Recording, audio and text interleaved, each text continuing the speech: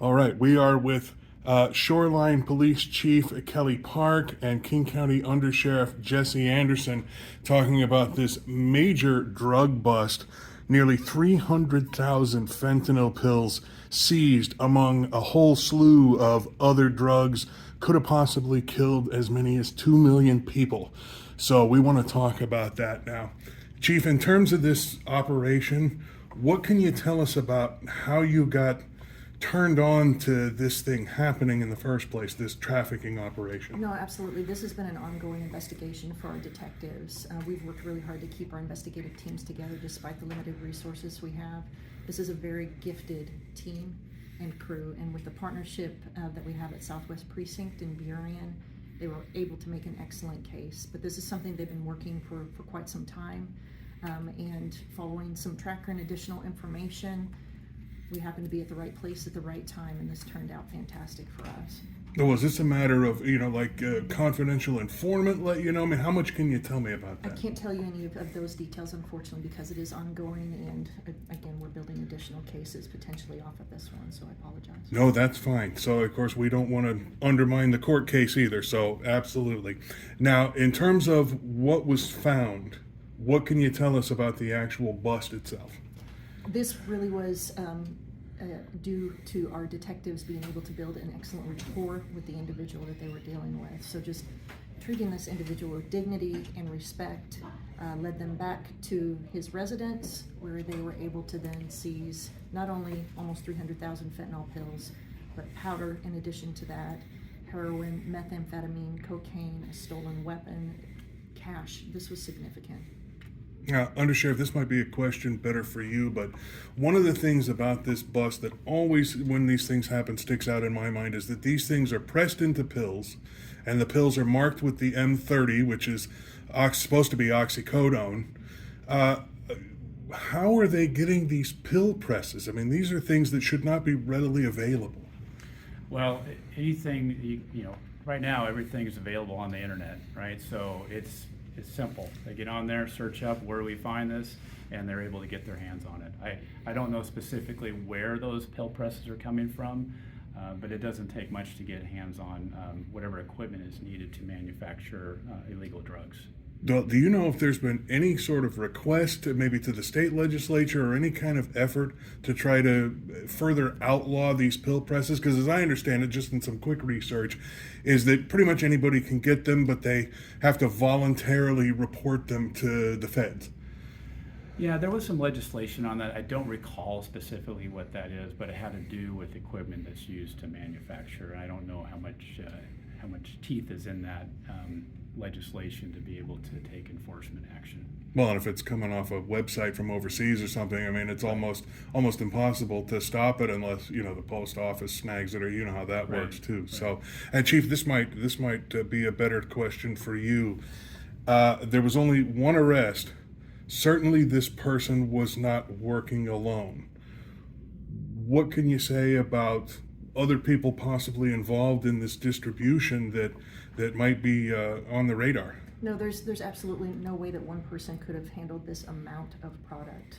So the majority of this isn't even being manufactured here. It's coming from outside of the United States and being brought here.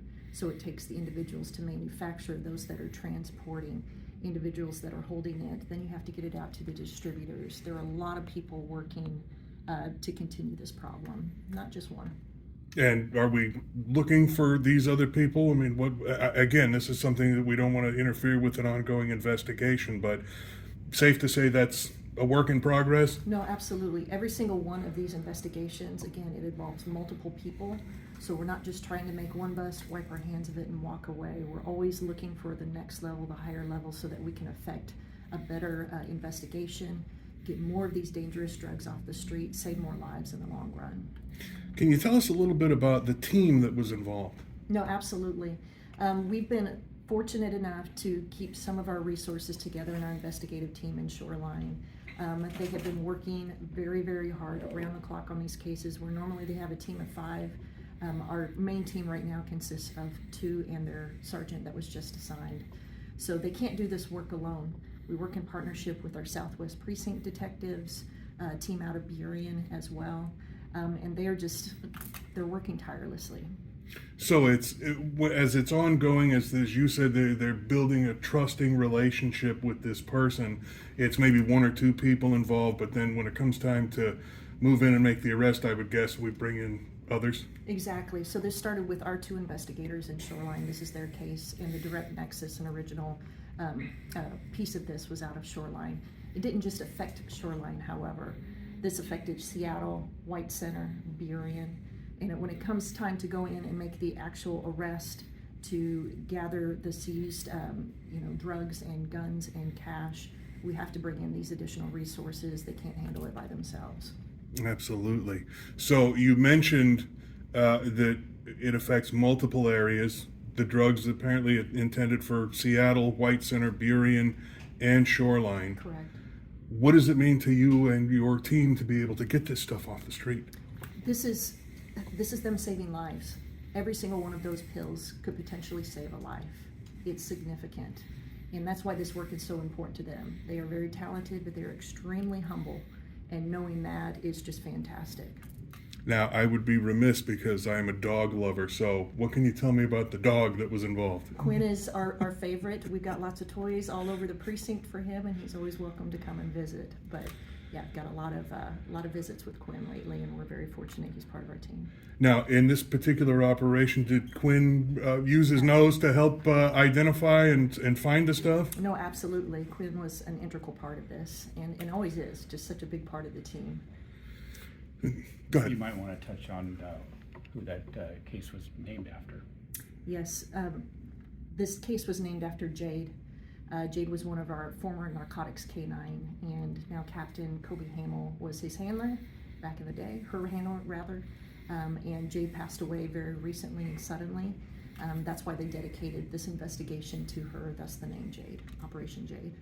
Excellent. Well, it sounds like Jade was a good girl. Absolutely. Just the way we like. So what's next? What's next is we take this investigation and we try to find out who else is involved.